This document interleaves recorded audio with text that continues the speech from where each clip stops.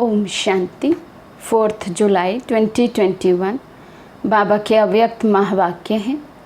Revise मुरली है 30 जनवरी 88 की।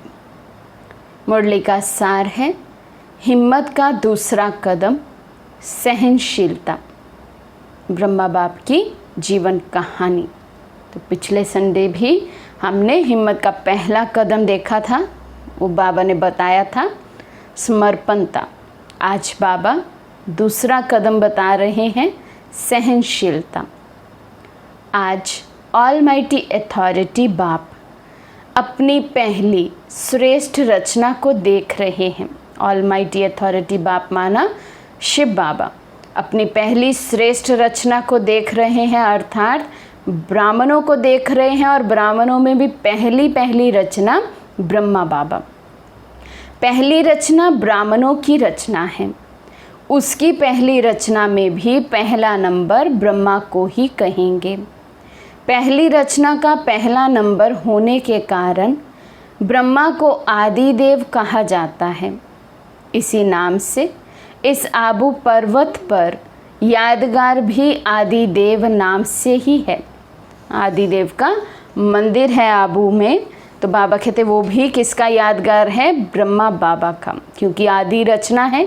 सबसे पहले ब्राह्मण आत्मा भी वही बनती है, सबसे पहली देव आत्मा भी वही बनती है, सबसे पहले संपूर्ण फरिश्ता भी वही बनते हैं। तो नंबर 1 की आत्मा है वो, इसीलिए आदि देव नाम दिया है।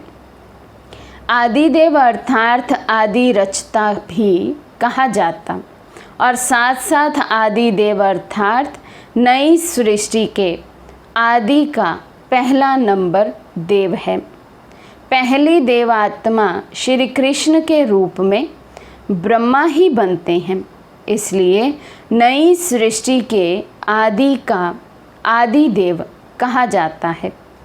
संगम युग में भी आदि रचना का पहला नंबर अर्थात आदि देव कहो व ब्राह्मण आत्माओं के रचता ब्रह्मा कहो, तो संगम पर और सृष्टि के आदि पर दोनों समय के आदि हैं, इसलिए आदि देव कहा जाता है। संगम पर भी सबसे पहली आत्मा, सबसे पहली रचना जो शिव बाबा की है वो ब्रह्मा है।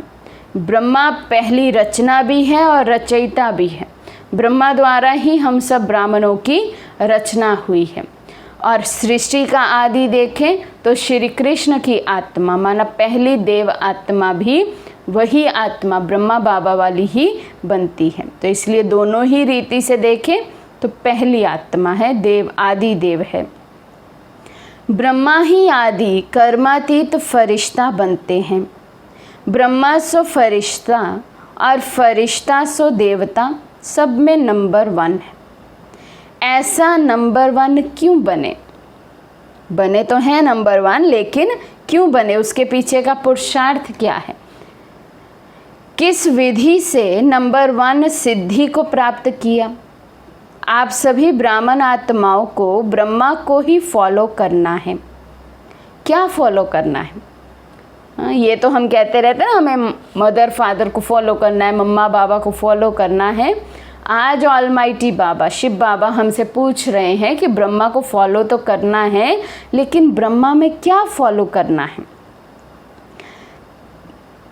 इसका पहला कदम समर्पणता, ये तो पहले सुनाया है।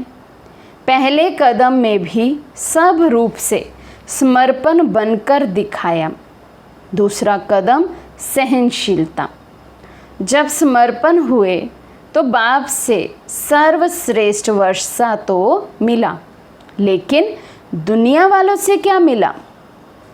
तो शिव बाबा कह रहे हैं कि जब दादा लेखराज से ब्रह्मा बने, ब्राह्मण बने, तो बाबा से तो वर्षा मिला, लेकिन दुनिया से क्या मिला? लौकिक संबंधियों से क्या मिला? सबसे ज़्यादा गालियों की वर्षा किस पर हुई? चाहे आप आत्माओं को भी गालियाँ मिली या अत्याचार हुए, लेकिन ज़्यादा क्रोध व गुस्सा ब्रह्मा को ही मिलता रहा। लौकिक जीवन में जो कभी एक अपशब्द भी नहीं सुना, लेकिन ब्रह्मा बना तो अब शब्द सुनने में भी नंबर 1 रहा।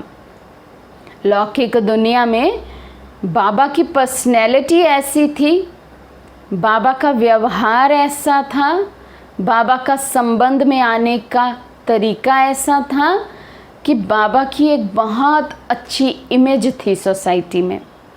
कभी भी बाबा के लिए किसी ने भी अपशब्द यूज़ नहीं किए थे।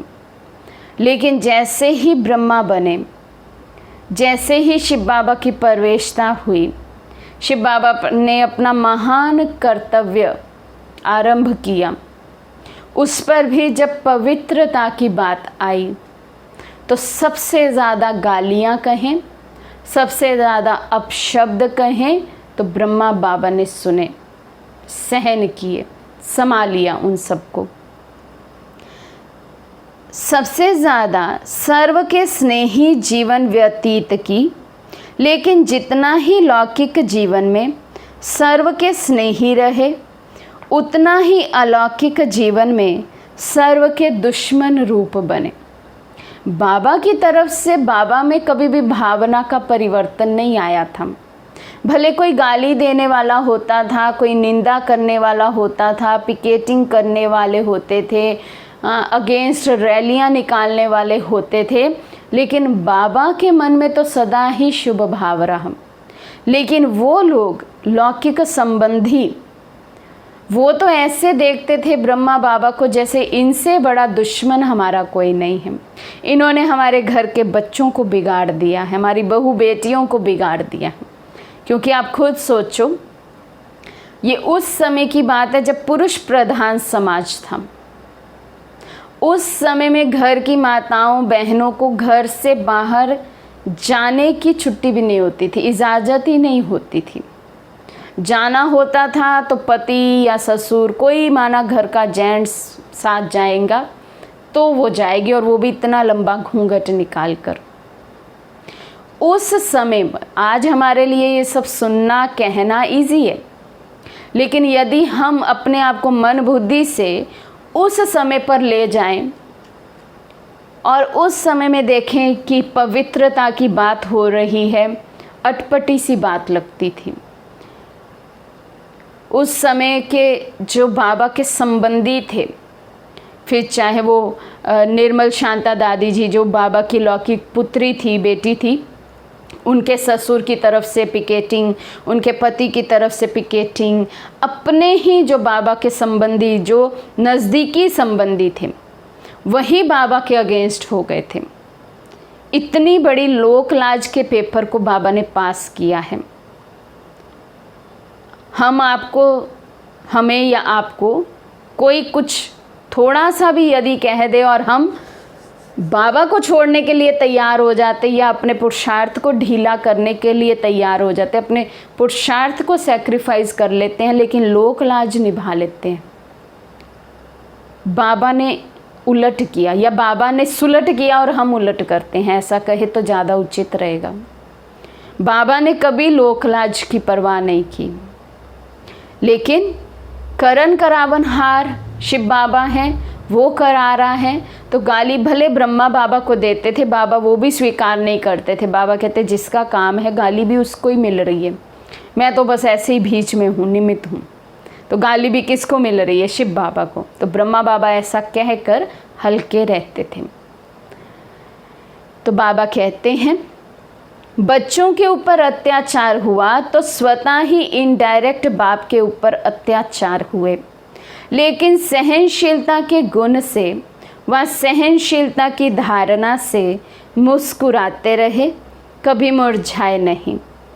कोई प्रशंसा करे और मुस्कुराए, इसको सहनशीलता नहीं कहते। लेकिन दुश्मन बन क्रोधित हो अब शब्दों की वर्षा करे, ऐसे समय पर भी सदा मुस्कुराते रहना, संकल्प मात्र भी मुरझाने का चिन्ह चेहरे पर ना हो, इसको कहा जाता है सहनशील। दुश्मन आत्मा को भी रहम दिल भावना से देखना, बोलना, संपर्क में आना, इसको कहते हैं सहनशीलता। हमारे मन का भाव कभी ना बदले, हमारे मन में सदैव रहम दिल की भावना हो, शुभ भावना, शुभ कामना हो। जैसे मम्मा ने भी मुरली में कहा ना 24 जून की, कि हम जिस लोक लाज के पीछे बाबा को छोड़ देते हैं या अपनी मर्यादाओं में लूज़ हो जाते हैं, अपने पुरुषार्थ में लूज़ हो जाते हैं, अपना योग का समय लोक लाज में या लोगों को खुश करने में, अपनी मुरली का समय लोगों को खुश करने में, संबंधियों को खुश करने में, राज़ी करने में, संतुष्ट करने में लगा देते हैं। लेकिन बाबा ने जो हमें डायरेक्शन दिया है उसको छोड़ देते हैं, लोक लाज को नहीं छोड़ते हैं। तो ये कोई हम बहुत अच्छा कार्य तो नहीं करते हैं, बल्कि कोई कुछ भी कहे, हमारे मन का भाव चेंज नहीं होना चाहिए। जब हमारा टाइम टेबल चेंज नहीं होगा, हमारे मन का भाव चेंज नहीं होगा, हम खुद पुरुषार्थ को प्रायोरिटी देंगे, तो देखने वाले पर भी उसका प्रभाव पड़ेगा। तो इसलिए बाबा कहते हैं, स्थापना के कार्य में, सेवा के कार्य में कभी छोटे कभी बड़े तूफान आए। जैसे यादगार शास्त्रों में महावीर हनुमान के लिए दिखाते हैं, इतना बड़ा पहाड़ भी हथेली पर एक गेंद के समान ले आया। संजीवनी बूटी लेने गए थे, समझ नहीं आई तो पूरा पहाड़ ही उठा कर ले आए। तो हनुमान का मिसाल दिखाते हैं, परिस्थिति अनुसार वो अपना रूप छोटा या बड़ा कर लेते थे। तो कहीं परिस्थिति है, मुझे सामना करना है, तो अपना रूप बड़ा करना पड़ेगा, अपने पुरुषार्थ को प्रायोरिटी देनी पड़ेगी, बाबा की धारणाओं मर्यादाओं को प्रायोरिटी देनी पड़ेगी। कहीं परिस्थिति ऐसी है तो मुझे समाने की शक्ति यूज़ करनी, अपना रूप छोटा कर लेना है। शांत रहकर, डिबेट नहीं करनी है किसी के साथ, डिबेट में नहीं जाना है, तो शांत रहकर अपनी नियम मर्यादाओं को फॉलो करते रहना है। तो ऐसे हनुमान का यादगार है, जैसी परिस्थिति वैसा अपना रूप ले आते, और कितने महावीर दिखाए गए कि पूरा पहाड़ ही गेंद के समान ले आए। ऐसे कितनी भी बड़ी पहाड़ समान समस्या हो, तूफान हो, विघ्न हो, लेकिन पहाड़ अर्थात बड़ी बात को छोटा सा खिलौना बनाए, खेल की रीति से सदा पार किया, वह बड़ी भारी बात को सदा हल्का बनाए, स्वयं भी हल्के रहे और दूसरों को भी हल्का बनाया। इसको कहते हैं सहनशीलता। किसको कहते हैं? सहनशीलता। ये नहीं कि कुछ सहन कर लिया, कुछ फेस कर लिया और उसका 10 जगह पे वर्णन कर लिया, देखो हमने कितना सहन किया, उन्होंने हमें इतना सब कुछ कहा, हमने कुछ नहीं कहा, हम आगे से शांत रहे। अंदर में कितना चल रहा है, उसको सहनशीलता नहीं कहेंगे। सहनशीलता है मेरे अंदर का भाव नहीं बदले, अंदर से मेरा उस आत्मा के प्रति भी सदैव शुभ भावना, शुभ कामना रहे। कभी उस बात का, उस परिस्थिति का, तूफान का, पेपर का वर्णन मेरे मुख पर ना आए, मन में भी ना चले, क्योंकि मन में चलेगा तो मुख पर आएगा ही आएगा।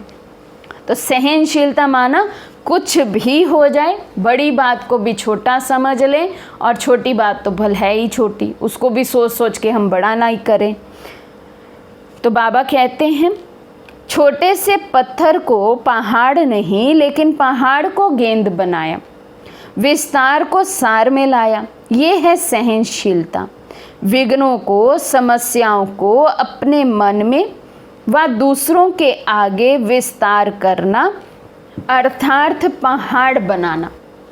छोटी सी बात है, लेकिन यदि हम उसको मन में सोचते रहते हैं, फिर मुख से उसका वर्णन करते रहते हैं, विस्तार करते रहते हैं, तो वो छोटी सी बात भी पहाड़ जितनी हो जाती है। क्योंकि कितनी नेगेटिव वाइब्रेशंस, पहले तो मैंने अपने मन में सोच सोच के उसको और शक्तिशाली व्यर्थ बना दिया, फिर मैंने उसका वर्णन किया 2, 4, 5, 10 के पास, फिर उनकी नेगेटिव वाइब्रेशंस आई, अच्छा ऐसा हुआ आपके साथ, अच्छा ऐसा तो नहीं होना चाहिए था, ये हुआ वो हुआ, कितना विस्तार। तो सबकी नेगेटिव वाइब्रेशन इकट्ठी होकर छोटी सी बात भी पहाड़ जितना बड़ा पेपर बन जाती है। लेकिन विस्तार में ना जाएं, नथिंग न्यू के फुल स्टॉप से बिंदी लगाएं, बिंदी बन आगे बढ़े, इसको कहते हैं विस्तार को सार में लाना। प्रैक्टिकल प्रूफ मम्मा बाबा दादियाँ आदि रतन। यज्ञ में आदि से लेकर के तो अब तक भी कितने ही तरह के छोटे बड़े तूफान आते ही रहते हैं और आएंगे ही, ये तो बाबा कितना मुरलियों में स्पष्ट करते हैं। लेकिन किसी भी तरह के तूफान का ज़्यादा विस्तार नहीं किया गया है, सार रूप में उसको समा लिया गया तो वो ख़त्म हो गया। सहनशील श्रेष्ठ आत्मा सदा ज्ञान योग के सार में स्थित हो, ऐसे विस्तार को, समस्या को, विघ्नों को भी सार में ले आती है, जैसे ब्रह्मा बाप ने किया। हर एक पॉइंट को, हर एक समस्या को, हर एक विघ्न तूफान को ज्ञान योग की रीति से सॉल्व करो। इसमें ज्ञान का कौन सा पॉइंट फिट होता है, इसके लिए मुझे योग की कौन सी अवस्था अपनानी है। तो जैसे ब्रह्मा बाबा ने किया, जैसे लंबा रास्ता पार करने में समय शक्ति समाप्त हो जाती है, अर्थात ज़्यादा यूज़ होती है, ऐसे विस्तार है लंबा रास्ता पार करना और सार है शॉर्टकट रास्ता पार करना। लंबे रास्ते में जाएंगे तो शक्ति भी लगेगी, समय भी लगेगा, वेस्ट जाएगा। शॉर्टकट क्या है? ज्ञान और योग से हर समस्या का हल कर लेना, विस्तार में नहीं जाना। पार दोनों ही करते हैं, लेकिन शॉर्टकट करने वाले समय और शक्तियों की बचत होने के कारण निराश नहीं होते, दिल शिकस्त नहीं होते, सदा मौज में मुस्कुराते पार करते हैं। इसको कहा जाता है सहनशीलता। बात आई, समस्या आई, ज्ञान योग से हल किया, फुल स्टॉप लगाया, नथिंग न्यू का पाठ पक्का किया, आगे चल पड़े।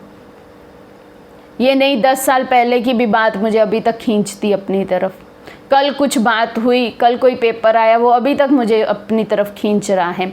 इसको सहनशीलता नहीं कहते हैं, इसको विस्तार में जाना कहते हैं। बात कल हुई, वो सीन ख़त्म भी हो गया, ड्रामा आगे चल पड़ा, 24 घंटे ड्रामा ने पार कर लिए, मैं वहीं खड़ी हूँ। तो मैं तो ड्रामा से 24 घंटे पीछे हो गई ना। तो पीछे मुड़ मुड़ को देखने वाले का नंबर पीछे चले जाता है, दादी जानकी जी कहते हैं। तो पीछे मुड़कर देखना माना बीती हुई बातों को याद करना। तो कल भी बाबा ने डायरेक्शन दिया है, नई दुनिया में जाने वाले हैं, दुख के दिन ख़त्म होने वाले हैं, बीती बातों को याद नहीं करना है। तो बीती बात माना 1 सेकंड पहले भी जो हो गया, फुल स्टॉप, उसको भी चित्त पर नहीं रखना। चित्त मन एकदम क्लीन और क्लियर रहेगा तो बाबा की टचिंग को कैच कर पाएंगे। इतना क्लीन और क्लियर, 1 सेकंड पहले भी जो हुआ मेरे चित्त पर नहीं है, शुभ भावना शुभ कामना के सिवाय मेरे चित्त पर और कुछ नहीं है। तो बाबा कहते हैं सहनशीलता की शक्ति वाला कभी घबराएगा नहीं कि क्या ऐसा भी होता है क्या। सदा संपन्न होने कारण ज्ञान की, योग की गहराई में जाएगा। बाबा से जो भी ज्ञान और योग के खजाने हमें मिलते हैं, उन खजानों से जो संपन्न आत्मा होगी, माना जिसके पास ज्ञान का, योग का बहुत बल जमा होगा। कल बाबा ने कहा ना, ज्ञान शक्ति स्वरूप होगा तो विघ्न आएंगे नहीं, हमारे सामने खड़े नहीं हो पाएंगे। तो उसी रीति यदि ज्ञान और योग से संपन्न आत्मा है तो उसके मन में कभी भी प्रश्न कोई उठ नहीं सकते। जो खाली बर्तन रहता है ना, वही आवाज़ करता है। जो संपन्न है, जो भरा हुआ है, उसकी आवाज़ नहीं होती है। खाली माना ज्ञान और योग का बल नहीं, भले करते हैं, रूटीन में कर रहे हैं। हाँ, देखने में आएगा ऐसी आत्माएं अमृत वेला भी करती हैं, नुमा शाम भी करती हैं, मुरली क्लास भी करती हैं, ट्रैफिक कंट्रोल भी करती हैं, सब कुछ करती हैं ज्ञान योग से जुड़ा हुआ। लेकिन साथ ही साथ व्यर्थ का लीकेज बहुत है, इसलिए वो ज्ञान और योग बल रूप में हमारे अंदर जमा नहीं होता है। इसलिए फिर वो समय पर काम नहीं आता है। इसलिए फिर ऐसी आत्माएं ना तो संगम युग की मौज का अनुभव कर पाती हैं, ना उमंग उत्साह में सदा रह पाती हैं, फिर दिल शिकस्त भी हो जाती हैं, निराश भी हो जाती हैं। तो बाबा कहते हैं घबराने वाला कभी गहराई में नहीं जा सकता। अब सोचो, जिसको पानी से घबराहट होती होगी वो क्या सागर की गहराई में कभी जा पाएगा? नहीं जा सकता है। जो बातों से, छोटी छोटी बातों में ही घबरा जाएगा, कंफ्यूज हो जाएगा, तो वो गहराई में, ज्ञान योग की गहराई में नहीं जा पाता ना, क्योंकि उसका व्यर्थ ही इतना चलता है। वो व्यर्थ से फ्री हो तो गहराई में जाए। बहुत सी आत्माएं कहते हैं ना, हमारा मनन चिंतन नहीं चलता, हमें ज्ञान की गहराई, योग की गहराई समझ में नहीं आती है, तो ज़रूर कहीं ना कहीं व्यर्थ की लीकेज हो रही है। वो चेक करें अपने आप को, सूक्ष्म में कहाँ लीकेज है, कहाँ हम समय व्यर्थ गवाते हैं, कहाँ हम बोल व्यर्थ करते हैं, संकल्प व्यर्थ जाता है, इसलिए हम ज्ञान और योग की गहराई में नहीं जा पाते हैं। सार वाला सदा भरपूर होता है, इसलिए भरपूर संपन्न चीज़ की गहराई होती है। विस्तार वाला खाली होता है, इसलिए खाली चीज़ सदा उछलती रहती है। सदा कुछ ना कुछ वो बोलते रहेंगे, व्यर्थ बोल, सोचते रहेंगे, अपने ही पता नहीं कौन सी दुनिया में वो संकल्पों की रहते हैं। कर्म हमेशा उनके एक्यूरेसी से तो दूर दूर का उनका कोई रिश्ता नाता नहीं है कर्मों में फिर, क्योंकि कर्म भी श्रेष्ठ नहीं होंगे जब संकल्प ही श्रेष्ठ नहीं है, बोल ही श्रेष्ठ नहीं है, तो इसलिए वो खाली है अंदर से। भले एक योगी जीवन, अपने आप को ब्रह्मा कुमार कुमारी कहलाते हैं वो, लेकिन जीवन में योग समाया हुआ नहीं, योगी जीवन वाले योगी नहीं है, योग लगाने वाले योगी होते हैं वो। तो विस्तार वाला ये क्यों, ये क्या, ऐसा नहीं वैसा, ऐसा होना नहीं चाहिए, ऐसे संकल्पों में भी उछलता रहेगा और वाणी में भी सबके आगे उछलता रहेगा। क्या, क्यों, कैसा, ऐसा वैसा, हर एक चीज़ को वो अपने ही अकॉर्डिंग सोचता और समझता है। ज्ञान और योग के अकॉर्डिंग वो किसी बात को सोचता समझता नहीं। फुल स्टॉप तो लगेगा ही नहीं, क्योंकि फुल स्टॉप लगाने के लिए ड्रामा के पट्टे को पक्का करना पड़ेगा, नथिंग न्यू के पार्ट को पक्का करना पड़ेगा। तो बाबा कहते वाणी में भी बहुत आएगा, संकल्प भी बहुत चलेंगे। वाणी माना व्यर्थ वाणी, और जो हद से ज़्यादा उछलता है तो क्या होगा, फिजिकली भी कोई उछलेगा तो क्या होगा, बाबा कहते हाँफता रहेगा ना, फिर स्वयं ही उछलता, स्वयं ही हाँफता और स्वयं ही फिर थकता। सहनशील इन सब बातों से बच जाता है, इसलिए सदा मौज में रहता, उछलता नहीं है, उड़ता है। सहनशीलता की कितनी निशानी है, कौन सी आत्मा सहनशील है। जो सहनशील आत्मा है, बाबा कहते वे सदा मौज में रहेगी, उड़ती रहेगी वो आत्मा। क्या, क्योंकि प्रश्नों में नहीं जाएगी, वे हाँफेगी नहीं, उछलेगी नहीं, ज्ञान योग से भरपूर रहेगी, संपन्न रहेगी, ज्ञान बल योग बल भरपूर होगा उसमें। शॉर्टकट का रास्ता, नथिंग न्यू का पाठ पक्का होगा। कितनी निशानियाँ बाबा ने बता दी। दूसरा कदम सहनशीलता, ये ब्रह्मा बाप ने चल कर के दिखाया। सदा अटल अचल सहज स्वरूप में मौज से रहे, मेहनत से नहीं। इसका अनुभव 14 वर्ष तपस्या करने वाले बच्चों ने किया। 14 वर्ष महसूस हुए या कुछ घड़ियां लगी। 14 वर्ष तपस्या करने के बाद भी दादियों को ऐसा लगा अभी थोड़ा ही तो समय हुआ है बाबा को मिले। 14 वर्ष बाबा के साथ रहे, मौज से रहे या मेहनत लगी। वैसे स्थूल मेहनत का पेपर भी खूब लिया, कहाँ नाज से पलने वाले और कहाँ गोबर के गोले भी बनवाए, मैकेनिक भी बनाया, चप्पल भी सिलवाई, मोची भी बनाया, माली भी बनाया। लेकिन मेहनत लगी या मौज लगी? क्योंकि हम सब जानते हैं हमारी दादियाँ तो राजाओं के घर के समान की घर की थी। हमारी दादियों ने अपने पर्सनल कार्य भी कभी खुद नहीं किए थे। जैसे हमने पहले भी एक बार बताया क्लास में, निर्मल शांता दादी जी को तो लौकिक में जब वो बाबा के पास थी, ब्रह्मा बाबा के साथ थी, तो उनको इतनी भी छुट्टी नहीं थी कि वो अपने बाल की कंघी खुद करें, उसके लिए भी आया रखी हुई थी। सभी दादियाँ हमारी इतनी नाजों से पली हुई थी। लेकिन जब बाबा के बने तो अपना तो सब काम किया ही किया, लेकिन चप्पल भी सिलवाई बाबा ने। एक बारी निर्मल शांता दादी जी की चप्पल टूट गई, तो उन्होंने बाबा को कहा बाबा मेरी चप्पल टूट गई है, तो मोची को देखें बाहर कहीं और चप्पल सिलवा लेते हैं। बाबा ने कहा तुम में मोची जितनी अक्ल भी नहीं है, माना मोची तुमसे ज़्यादा समझदार है, तुम नहीं सिल सकते हो क्या ये चप्पल? तो दादी जी को बहुत आया, बाबा ने ऐसा बोला कि मोची मेरे से ज़्यादा समझदार है।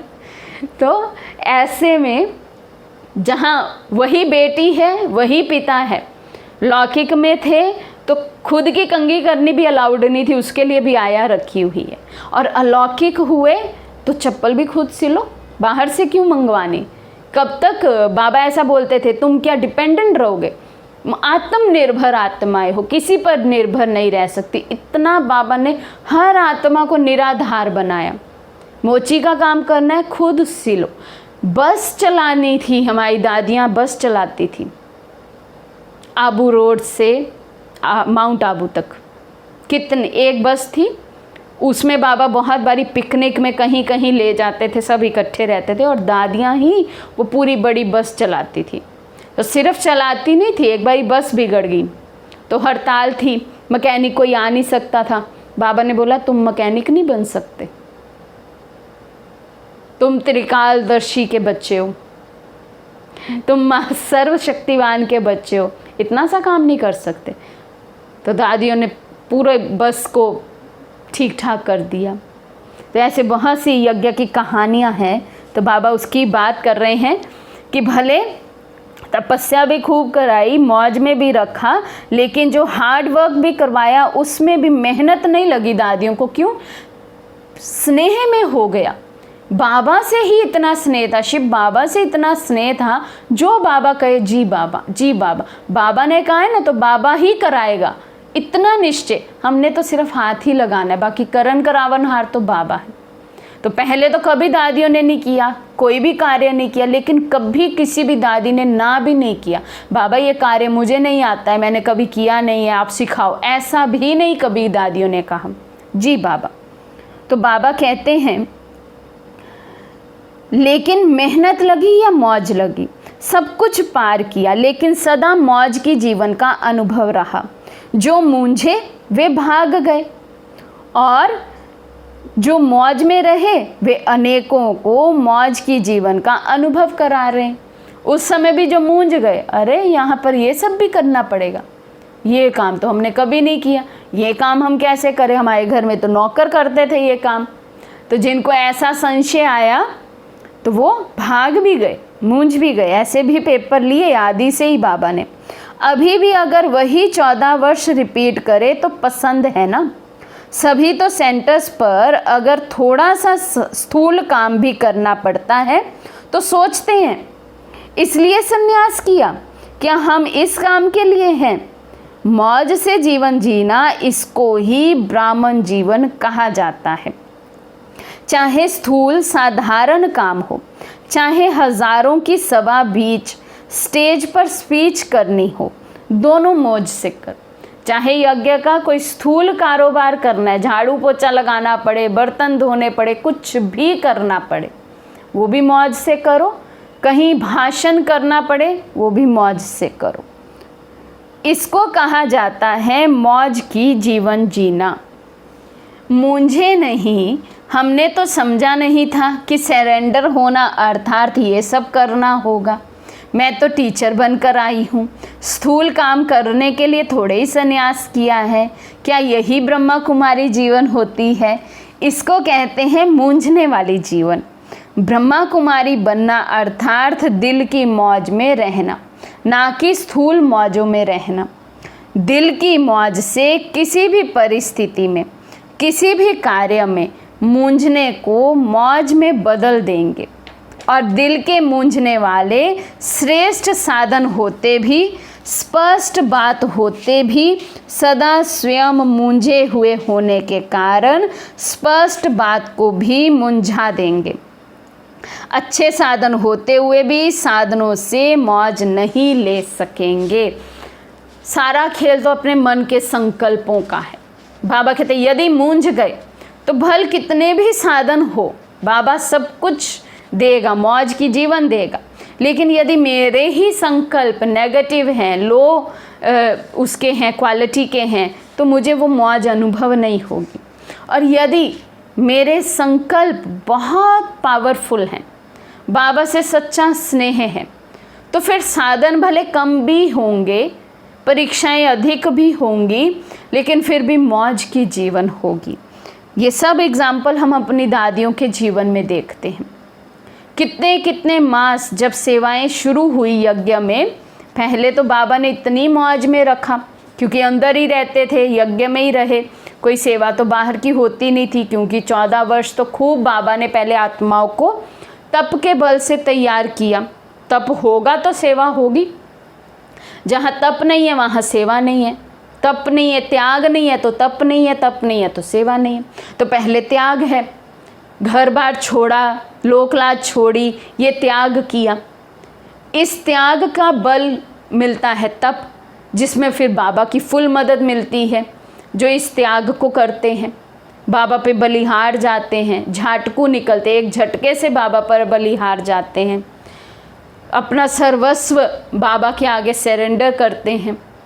फिर तप का बल होता है, फिर वो तप ही हमसे सेवा करा देता है। तो ये दादियों के सबके अनुभव है। जब सेवा पर निकली दादियाँ तो कोई भी परिचित कई जगह पर थे ही नहीं, पता ही नहीं है कहाँ जाना है, क्या करना है, क्या नहीं, बस तप के बल से सब कुछ होता रहा। 3-3, 4-4 मास भी दादियाँ बिना खाए रही हैं। कुछ होता ही नहीं था जब सामान ही नहीं है। खाना बनाएंगे कैसे जब सामान ही नहीं है, बर्तन ही नहीं है, चूल्हा ही नहीं है, कुछ नहीं है, तो आप खाना बनाओगे कैसे और खाओगे कैसे? ऐसे ऐसे समय भी दादियों ने व्यतीत किया है, जिसकी बलिहारी आज हम बड़े मौज में रह रहे हैं। इतना जो सेवा का विस्तार हुआ है, ये दादियों के तप का ही फल है, जो आज हम सब, भले कोई गृहस्थी है, भले कोई सरेंडर है, सब उस तप की ही रिजल्ट है। तो दादियों के ऊपर हम कैसे ना बलिहार जाएं। इन आत्माओं का भी कितना ऋण हम पर है, जो हमें चुकतू करना है। बाप दादा का तो है ही, मम्मा का तो है ही, लेकिन दादियों का भी कितना ऋण उठाकर हम चल रहे हैं। तो बाबा कहते हैं, जैसे कहते हैं ना, सूत मूंज जाता है तो मुश्किल ही सुधरता है।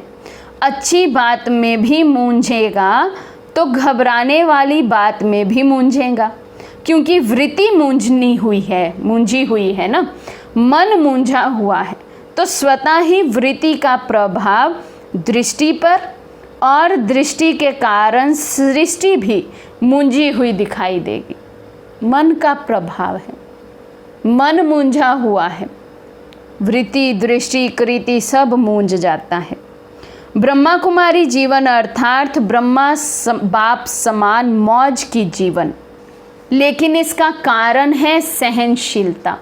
तो सहनशीलता की इतनी विशेषता है, इसी विशेषता के कारण ब्रह्मा बाप सदा अटल अचल रहे। 2 प्रकार के सहनशीलता के पेपर सुनाए। पहला पेपर लोगों द्वारा अपशब्द व अत्याचार, दूसरा यज्ञ की स्थापना में भिन्न भिन्न आए हुए विघ्न, तीसरा कई ब्राह्मण बच्चों द्वारा भी ट्रेटर होना या छोटी मोटी बातों में असंतुष्टता का सामना करना।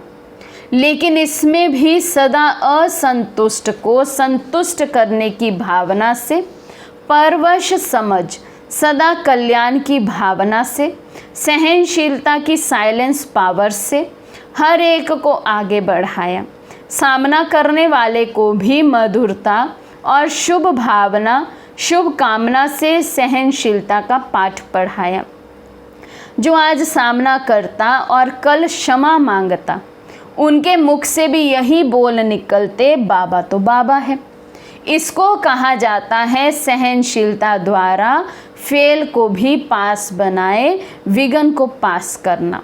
दूसरी आत्मा की भावना कुछ भी हो, लेकिन बाबा की भावना सदा ऊंची रही, तो भले आज किसी ने अपशब्द भी कहे तो कल आके खुद से ही वो फिर बाबा से क्षमा भी मांगते थे और कहते थे भी बाबा तो बाबा है।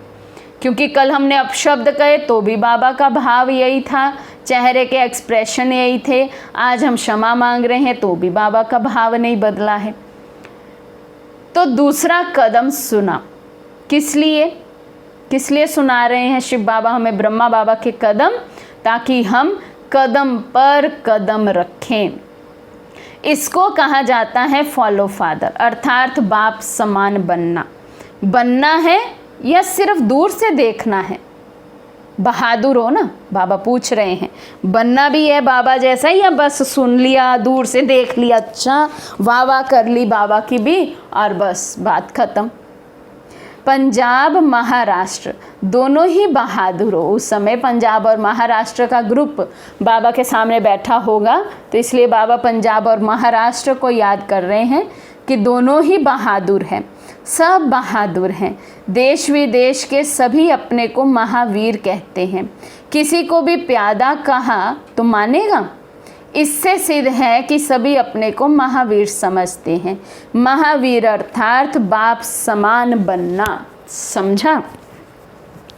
अच्छा, देश विदेश के सर्व बाप समान सदा बुद्धि से समर्पित आत्माओं को सदा हर परिस्थिति में हर व्यक्ति से सहनशील बनकर हर घड़ी हर बड़ी बात को छोटा कर सहज पार करने वाले, सदा विस्तार को सार रूप में लाने वाले, सदा ब्राह्मण जीवन मौज की जीवन जीने वाले, ऐसे बाप समान बनने वाले महावीर श्रेष्ठ आत्माओं को बाप दादा का समान भव की स्नेह संपन्न याद प्यार और नमस्ते। हम रूहानी बच्चों की रूहानी बाप दादा को दिल व जान शिकवा प्रेम से नमस्ते नमस्ते नमस्ते जी। फिर पार्टियों से मुलाकात। तो आज बाबा कुमारों से मुलाकात कर रहे हैं। कुमारों की विशेषता क्या है? कुमार जीवन श्रेष्ठ जीवन है क्योंकि पवित्र जीवन है और जहाँ पवित्रता है वहाँ महानता है। कुमार अर्थात शक्तिशाली, जो संकल्प करे वे कर सकते हैं। कुमार अर्थात सदा बंधन मुक्त बनने और बनाने वाले। ऐसी विशेषताएं हैं ना, जो संकल्प करो वही कर्म में ला सकते हो। स्वयं भी पवित्र रहें, औरों को भी पवित्र रहने का महत्व बता सकते हो। ऐसी सेवा के निमित्त बन सकते हो। जो दुनिया वाले असंभव समझते हैं वे ब्रह्मा कुमार चैलेंज करते हैं। तो हमारे जैसा पावन कोई हो नहीं सकता। क्यों? क्योंकि बनाने वाला सर्वशक्तिवान है। पवित्रता के व्रत को धारण करना विशेषकर कुमारों के लिए, क्योंकि कुमारियां तो फिर भी आ जाती हैं और सेंटर पे समर्पित हो जाते हैं, अंदर रहने लग जाते हैं यज्ञ में। लेकिन ऐसे बहुत से कुमार हैं जो अंदर सरेंडर नहीं होते, क्योंकि कुमारों को सरेंडर करने के उतने नियम भी नहीं हैं और वो बाहर दुनिया में रहते हुए, अपने घरों में रहते हुए, नौकरी आदि बिजनेस आदि करते हुए इस पवित्र जीवन को जीते हैं।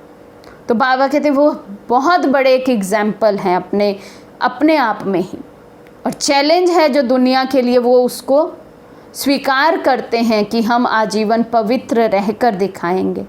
तो ऐसे बाबा कुमारों की महिमा कर रहे हैं कि खुद भी पावन जीवन बनाते, पवित्र जीवन बनाते, औरों को भी पवित्र जीवन जीने का महत्व बताते हैं। लेकिन ये सब होता कैसे है? क्योंकि हमारा साथी सर्वशक्तिवान स्वयं है। दुनिया वाले कितना भी प्रयत्न करते हैं लेकिन आप जैसे पावन बन नहीं सकते। आप सहज ही पावन बन गए। सहज लगता है ना? यह दुनिया वाले जैसे कहते हैं ये अननेचुरल है, ऐसा लगता है। कुमारों की परिभाषा ही है चैलेंज करने वाले, परिवर्तन कर दिखाने वाले, असंभव को संभव करने वाले। दुनिया वाले अपने साथियों को संग के दोष में ले जाते हैं और आप बाप के संग में ले आते हो। उन्हें अपना संग नहीं लगाते, बाप के संग का रंग लगाते हो, बाप समान बनाते हो। ऐसे हो ना? अच्छा, सेकंड पॉइंट है कुमार अर्थात सदा अचल अडोल, कैसी भी परिस्थिति आ जाए लेकिन डगमग होने वाले नहीं, क्योंकि आपका साथी स्वयं बाप है। जहाँ बाप है वहाँ सदा ही अचल अडोल होंगे। जहाँ सर्वशक्तिमान होगा वहाँ सर्व शक्तियाँ होंगी। सर्व शक्तियों के आगे माया कुछ कर नहीं सकती। इसलिए कुमार जीवन अर्थात सदा एक रस स्थिति वाले, हलचल में आने वाले नहीं। जो हलचल में आता है वे अविनाशी राज्य भाग्य भी पा नहीं सकता। थोड़ा सा सुख मिल जाएगा लेकिन सदा का नहीं। ये लाइन हम सब अंडरलाइन करें। जो बच्चे हलचल में आते हैं वो सदा का राज्य भाग्य नहीं पाएंगे, कुछ समय का सुख उनको मिलेगा। इसलिए कुमार जीवन अर्थात सदा अचल एक रस स्थिति में स्थित रहने वाले। तो एक रस स्थिति रहती है या दूसरे रसों में बुद्धि जाती है। सब रस एक बाप द्वारा अनुभव करने वाले, इसको कहते हैं एक रस अर्थात अचल अडोल। ऐसा एक रस स्थिति वाला बच्चा ही बाप को प्यारा लगता है। तो यही सदा याद रखना है कि हम अचल अडोल आत्माएं एक रस स्थिति में रहने वाली हैं। फिर बाबा की माताओं से मुलाकात।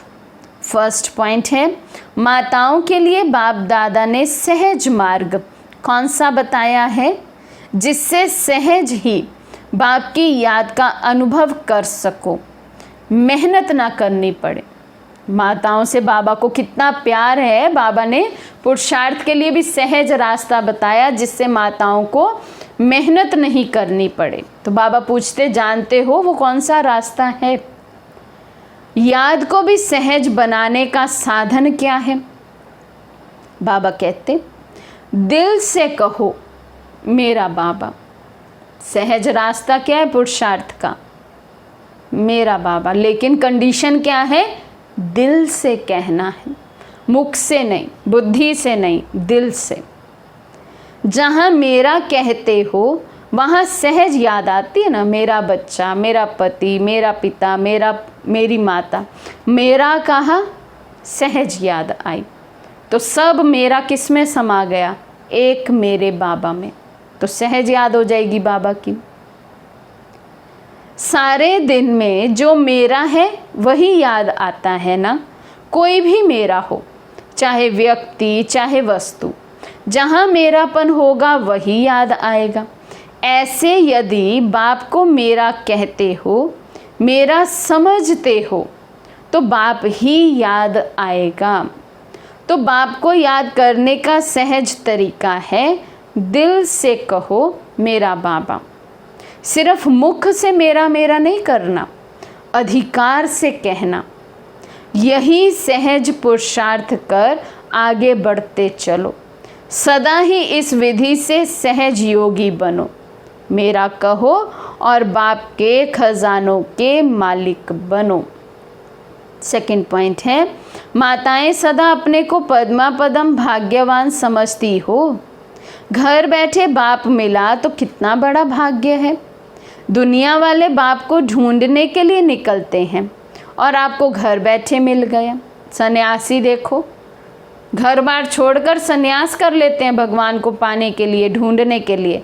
और हम सब बच्चों को, विशेषकर माताओं को, माताएं तो ज़्यादा बाहर निकलती भी नहीं है ना घर से, कारोबार नहीं रहता है, कारोबार तो पुरुष अधिकतर करते हैं। तो बाबा कहते घर बैठे ही भगवान मिल गया, तो कितने बड़े पद्मा पदम भाग्यवान हो आप बच्चे। तो इतना बड़ा भाग्य प्राप्त होगा ऐसा कभी संकल्प में भी सोचा था? ये जो गायन है, घर बैठे भगवान मिला, ये किसके लिए है? बाबा कहते आपके लिए ही तो है, विशेषकर माताओं के लिए है। घर बैठे ही भगवान मिल गया। तो इसी श्रेष्ठ भाग्य को स्मृति में रख आगे बढ़ते चलो। वहाँ मेरा श्रेष्ठ भाग्य। ये खुशी के गीत गाते रहो, खुशी के झूले में झूलते रहो, खुशी में नाचो गाओ। थर्ड पॉइंट है, शक्तियों को सदा कौन सी खुशी रहती है? सदा बाप के साथ कंबाइंड हूँ। शिव शक्ति का अर्थ ही है कंबाइंड। देखो माताओं बहनों का गायन भक्ति मार्ग में भी कैसा होता है, शिव के साथ ही होता है, शिव शक्ति कहा जाता है। वहाँ पर भी हमारे कंबाइंड स्वरूप का यादगार है।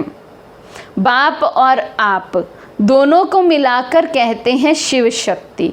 तो जो कंबाइंड है उसे कोई अलग नहीं कर सकता। जैसे दुनियावी रिवाज से पति के नाम के साथ पत्नी का नाम, माना पत्नी के नाम के साथ पति का नाम लगना ही लगना है, होता है ना, तो वैसे ही शक्ति के साथ शिव लगना ही लगना है, कंबाइंड है। तो बाबा कहते हैं ऐसी खुशी रहती है। निर्बल आत्मा को बाप ने शक्ति बना दिया।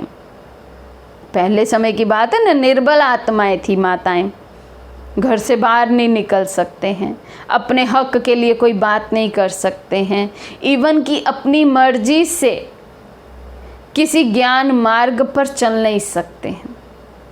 कैसे बंधन थे उस समय। ऐसी आत्माएं, वो निर्बल आत्माओं को आकर बाप ने शक्ति बना दिया।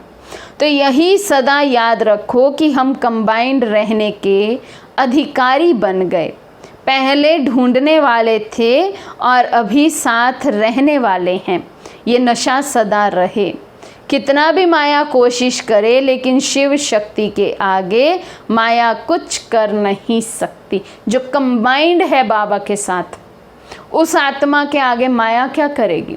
कंबाइंड है तो माया को पहले तो बाप नज़र आएगा, मैं तो बाद में नज़र आऊँगी, और बाप तो सर्वशक्तिवान है, तो सर्वशक्तिवान के सामने माया टिक नहीं सकती है। तो बाबा कहते हैं अलग रहते हो तो माया आती है, कंबाइंड रहो तो माया आ नहीं सकती। तो यही वरदान सदा याद रखना कि हम कंबाइंड रहने वाली शिव शक्तियाँ विजयी हैं। अच्छा, आज का वरदान है कंफ्यूज होने के बजाय लूज कनेक्शन को ठीक करने वाले समस्या मुक्त भव।